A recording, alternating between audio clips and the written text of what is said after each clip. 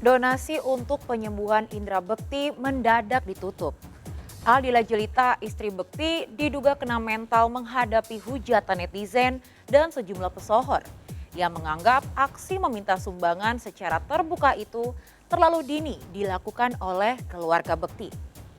Jika sebelumnya penutupan donasi artis selalu diakhiri dengan penyebutan jumlah sumbangan yang terkumpul, mengapa Dila tertutup soal total nominal donasi? Benarkah adik-adik Bekti tidak sejalan dengan Dila? Lalu apa kata Indy Barens tentang isu perang dinginnya dengan Dila yang notabene adalah istri sahabatnya?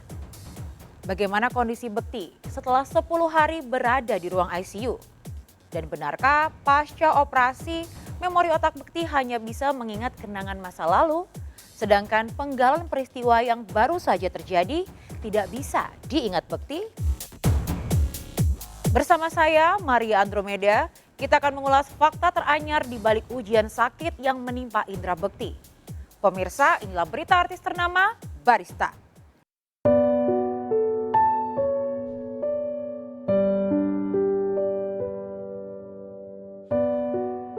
Sepuluh hari sudah Indra Bekti menepi dari industri hiburan. Sejak ditemukan pingsan di toilet dan didiagnosa mengalami pecah pembuluh darah di bagian otak kiri, Bekti diprediksi bakal istirahat panjang dari dunia entertainment. 2 kali tindakan operasi plus perawatan intensif di ruang ICU belum memulihkan kondisi fisik dan memori otak Bekti. Tadi aku masuk ke ICU, minta izin ditemenin sama Cipta adiknya. Hari pertama waktu Bekti serangan, ya bisa dikatakan stroke ya gitu, pendarahan di otak, kan memang aku langsung datang ke rumah sakit, tapi waktu itu kan chaos ya, everybody was confused, panic gitu. Jadi aku menunggu di bawah karena kasihan Dila juga. Tapi hari ini puji Tuhan bisa jumpa sama Bekti, bisa nyamperin Dila juga sama anak-anak, ketemu Cipta juga adiknya. Oke, kalau kondisi Bekti itu puji Tuhan alhamdulillah nggak menyon. Jadi mukanya normal, tangan semuanya tidak ada yang, maksudnya kalau orang kan kadang-kadang kalau pecah pembuluh darah tuh mungkin tangannya atau apalah. Ini semua bagian tubuh normal.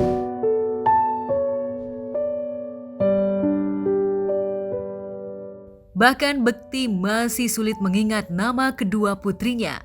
Aldila Jelita istrinya sempat baper lantaran Bekti justru mengingat nama anak ketiga mereka yang berjenis kelamin laki-laki yang meninggal 30 menit pasca dilahirkan pada 31 Januari 2017 silam. Keinginan Bekti untuk memiliki anak laki-laki rupanya masih terekam di memori otaknya. Seperti inilah penggalan video yang dibagikan Dila di Instagramnya. Anak kita yang ketiga. Yang kedua siapa? Ini Abel. Nah ini Abel. Lagi. Terus siapa lagi? Abel. Yang ketiga siapa? Kak.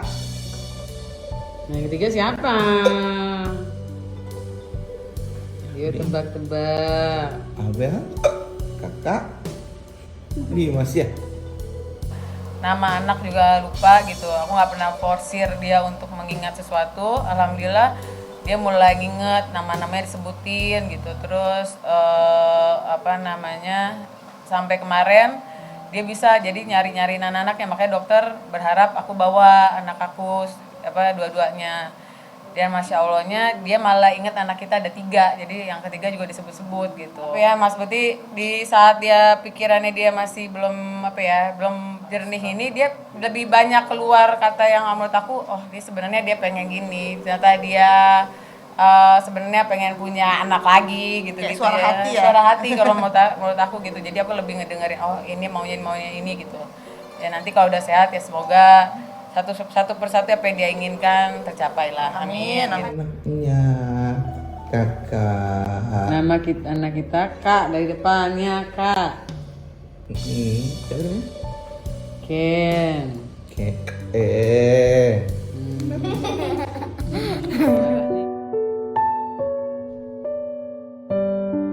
Meski video itu tidak utuh karena tidak memperlihatkan wajah Bekti, Dila, dan anak-anak mereka, netizen auto tersentuh dengan kebersahajaan keluarga Bekti dalam menghadapi ujian hidup.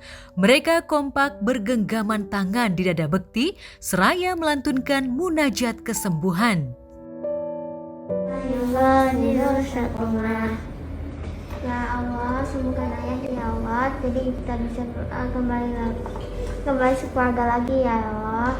Amin. Amin.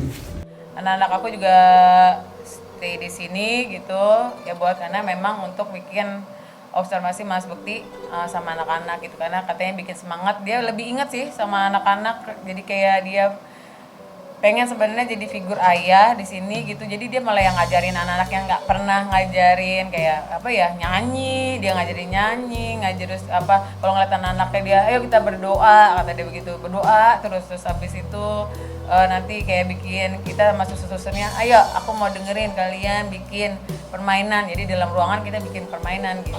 Jadi ya happy sih ada anak-anak. Makanya mungkin pengalihannya ya anak-anak jadi dibawa nginep di sini ya, karena biar bisa cepet lihat bapaknya, karena kan rumah Bekti kan ini kan Jakarta Pusat kan jauh kan di selatan sana, jadi mungkin dimudahkan ya anak-anak stay di sini.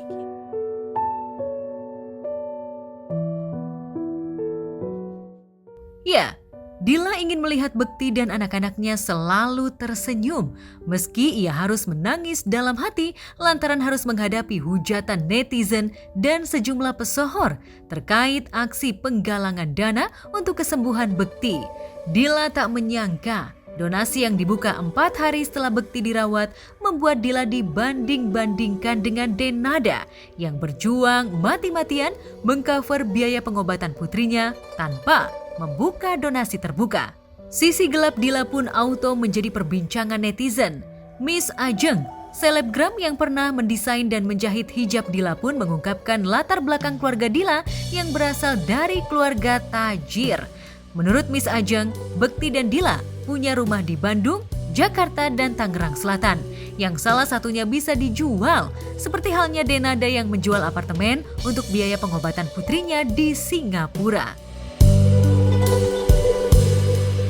Dan juga aku mau sekalian memberitahu gitu kalau apa ya, lagi agak emang kita lagi berat karena kita lagi usahain banget saat ini. Kayaknya aku mau membuka penggalangan dana gitu untuk Mas Indra, karena yang tampaknya akan 20 hari ke depan Mas Bekti itu akan di sini gitu. Jadinya biayanya udah sangat besar di hari keempat ini. Jadi aku udah broadcast kepada teman-teman juga, alhamdulillah ya mulailah ada beberapa yang udah memberikan kebaikannya, keikhlasannya yang nggak mau dikasih tahu siapa namanya. Ya. Penggalangan dana gitu ya kan. Dan aku tuh ngelihat dari mimiknya tidak ada sedih-sedihnya. Terus kayak disetting gitu. Duit dia banyak, hartanya di mana-mana. Tahu sendiri dong, gak usah kita bilang lah. Ya kan, menternya kayak apa? Ya kan? Terus penggalangan dana, gimana tuh? Ya udahlah ya keberkoar. Kita nggak terlalu kaya, kita ada lah. Tapi kita nggak kaya-kaya banget, bener gak? Tapi kalau keluarga, suami, anak, ibu, bapak sakit keras kayak begitu, apapun kita jual, bener gak kak? Bener gak? Minjem kalau perlu, ya kan? Ini enggak. Yang aku bilang kan asetnya banyak, sampai aku nyuruh kan, media cek tuh rumahnya tuh. Cuma kan aku nggak spill tepatnya di mana. Kan banyak yang lagi pansos sekarang kan berstatement, kenapa nggak jual rumah, kenapa nggak jual mobil, ya. Kenapa nggak rumah lu jual, lokasi buat Kak Indra? Kenapa harus lu nyuruh orang? Amel, tanggapannya soal image Dila yang dinilai agak pelit itu, damai itu. Aku udah komen kalau gitu ya. Kaisang yang ada kabar bahagia mau ngituin rumah sakitnya. Ya mudah-mudahan kalau siapapun yang mau bantu, puji Tuhan. Kalau emang kita mau ngobrol soal Bekti, kita ngomongin Bekti aja. Gimana? Karena kan di sini kita case-nya ingin tahu prosesnya Bekti, progresnya Bekti seperti apa. Kalau Dila itu udah partnya yang lain lagi ya Kak, udah bukan aku mengenal Dila adalah Dila istrinya Bekti, Dila yang aku kenal, dan aku nggak mau tahu ada sisi lain. Toh mungkin kalian juga punya sisi gelap, jadi ya udahlah. Sekarang kita sisi yang terangnya aja ngedoain Bekti, gimana? Mengaku sempat dekat dengan Haikal, kakak Dila, Miss Ajeng tersinggung saat Dila mengaku tidak mengenalnya. Bekti itu kerja kakak, waktu aku suka sering nginep, ya dia bisa pulang jam 3 pagi, jam 2 berangkat lagi, habis dia sholat subuh dia berangkat. Tuh, dia beli sepatu aja, kita kan udah tahu Bekti dari dulu, menter, bukan menter dalam arti ini, emang necis karena emang tuntutan dia dari ujung rambut sampai ujung kaki dia kan branded. Diomelin beli sepatu sampai yang kayak ngumpet-ngumpet, tau nggak? Emang si Dila baju dia branded, beli online shop sama di Tanah Abang, saking pelitanya. Apa? Nggak kenal saya siapa dia tuh. Dila nggak kenal? Ya iyalah nggak kenal. Apa sih namanya, orang rahasia lu di gua semua, ya kan? Kalau emang nggak kenal, apa ya? Mungkin dia ini kak ketakutan kalau bilang kenal, ya kan? Takut apa sih? Aku minta duitku, makanya dia bilang kagak kenal. Ekspresi Dila saat disinggung soal Miss Ajeng juga saat ia membuka donasi memang memicu pergunjingan netizen. Pasalnya jejak digital menunjukkan saat menikah dengan Dila, Bekti menyerahkan mas kawin berupa koin emas senilai 10 dinar. Dalam video yang diunggah kembali oleh TikTok @sersanmarvel, Bekti menyebut bahwa mas kawin itu bisa dijual dalam keadaan mendesak. Mas kawinnya mungkin boleh dikasih lihat? Ya, mas kawin mas. Ya ini adalah mas kawinnya dinar, 10 dinar ya. Jadi ada 1, 2, 3, 4. Nah ini juga bentuknya pun juga 10 juga gitu ya. Ya mudah-mudahan anak kita 10 juga nanti. Iya. Karena ini kan emas ya, ini emas, jadi mungkin nilainya juga fluktuatif gitu kan ya. Jadi kalau misalnya kenapa nih gitu ya, amit-amit ya, ini kan bisa dijual gitu. Terus disindir netizen, Dila sempat menjawab sindiran itu dengan memposting foto tas branded dan perhiasan yang dijualnya untuk membiayai pengobatan Bekti. Ricky Komo, adik ipar Dila, turut mendukung langkah sang kakak ipar dengan membeberkan biaya pengobatan Bekti selama 4 hari dirawat yang sudah mencapai 1 miliar. Soal donasi, yang pegang peranan memang Dila dan Ricky Komo, sementara adik dan manajemen Bekti seolah tidak tahu menau. Jadi banyak banget di luar sana itu orang berspekulasi, orang menuduh, orang menjudge gitu tentang segala sesuatu yang mereka nggak tahu. Jadi penggalangan dana itu di hari pertama diusulkan oleh teman-teman artis. Teman-teman artis mau untuk melakukan penggalangan dana untuk Kak Bekti. Di hari pertama dia masuk rumah sakit.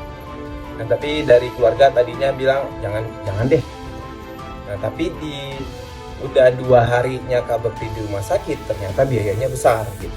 Dan per hari ini itu udah hampir 1 M biayanya. Nah, jadinya makanya penggalangan dana itu tadinya adalah untuk memberitahukan ke teman-teman, orang yang punya hati baik, orang yang mempunyai rezeki lebih, yang mau untuk melakukan penggalangan dana, monggo silahkan gitu. Karena karena memang biayanya besar gitu. Untuk asuransinya sendiri gitu. Jadi Kak Bekti itu baru join asuransi sekitar 6 atau 7 bulan kalau nggak salah gue gitu. Dan penyakitnya ini adalah sakit yang kritis gitu loh. Dan sakit kritis itu ada masa tunggunya 1 tahun baru akan di cover oleh asuransi gitu. Dan dia baru gabung beberapa bulan. Kalau itu nanti mungkin bisa di belum ada adminnya. Gila, iya. Karena kan nggak mungkin saya yang jualin gitu.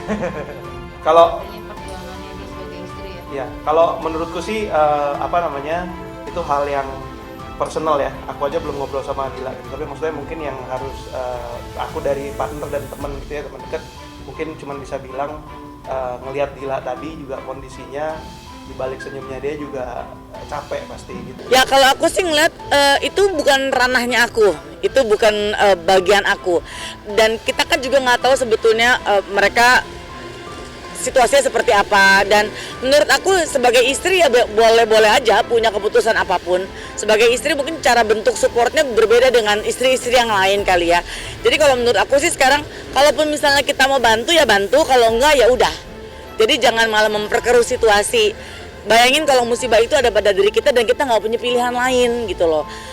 Memang sebetulnya pada saat kita mau melakukan sesuatu kan ada baiknya kita mesti berpikir ulang, ini bisakah kita lakukan ini gitu. Karena kan kalau bicara mau melakukan donasi bukan cuman Dila aja, siapapun juga bisa melakukan donasi. Tapi kan mesti lihat ada peraturan yang mesti kita ketahui nggak sih, apakah ini memang harus dilakukan sendiri, boleh dilakukan sendiri, atau ada pasal-pasal yang mesti kita ikuti gitu. Buat teman-teman yang emang nggak tahu ceritanya, nggak tahu permasalahannya, coba gitu kalian tahan untuk ngomongin atau untuk berkomentar gitu, karena nggak baik orang lagi kena musibah. Sama satu lagi itu siapa tuh? Yang di sampingnya, yang laki, yang nantangin gue, disuruh diem katanya. Lu siapa? Lu nggak kenal sama gue kenal dia duluan. Jadi jangan suruh gue diem. Awalnya masa bodoh pada ocehan netizen. Akhirnya Dila dan Ricky Komo gerah juga. Jumat lalu Dila mengumumkan lewat akun Instagramnya bahwa donasi untuk penyembuhan Bekti ditutup secara resmi. Dalam kesempatan ini saya sampaikan, kegiatan donasi serta penggalangan dana seperti yang saya sampaikan sebelumnya, saya sudahi. Saya minta maaf atas ucapan dan tindakan saya sebelumnya, sehingga membuat banyak pihak tidak nyaman. Sejatinya saya masih belajar dan masih akan terus belajar untuk memperbaiki diri. Enggak sih, insya Allah udah cukup. Insya Allah saya mau bilang kayaknya insya Allah juga udah tercukupi. Udah cukup lah insya Allah. Kita juga, saya sama dokter udah berharap. Udah ngomongin itu sebenarnya semua besar di awal aja. Ini ya tindakan lah gitu. Tapi kesini insya Allah aku ngerasa cukup lah gitu. Jadi kayaknya nggak perlu jual-jual apa-apa lagi gitu.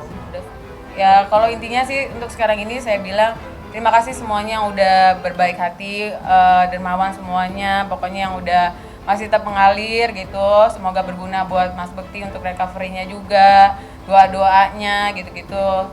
Makasih semuanya, kayaknya cukup untuk donasinya gitu. Kita mudah-mudahan tercukupi lah sampai Mas Bekti sehat, amin, amin. Nah aku nggak bisa komentar ya, nggak bisa komentar karena kan tuh urusan keluarga gitu ya. Jadi biarlah mereka memberikan statement sendiri. Penutupan donasi yang dilakukan Dila tak lantas membuat kontroversi berakhir. Pasalnya Dila dan Ricky Komo tidak mau menyebutkan jumlah donasi yang terkumpul, seperti lazimnya aksi donasi yang dilakukan sejumlah pesohor. Mengapa Dila tidak transparan terkait dana yang disumbangkan halayak untuk Bekti?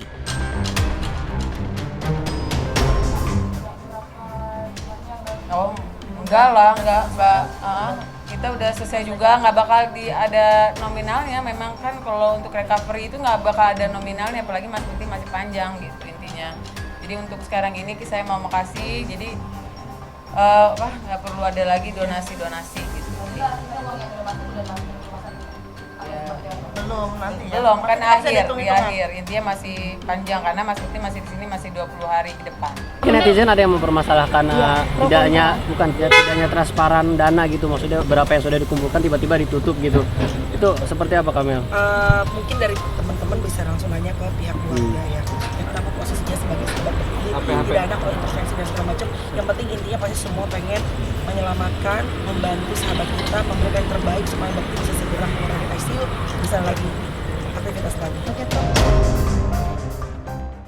Lantas seperti apa kondisi Bekti pasca 10 hari menjalani perawatan? Benarkah penyakit Bekti sama dengan penyakit yang diderita almarhum Olga Syahputra?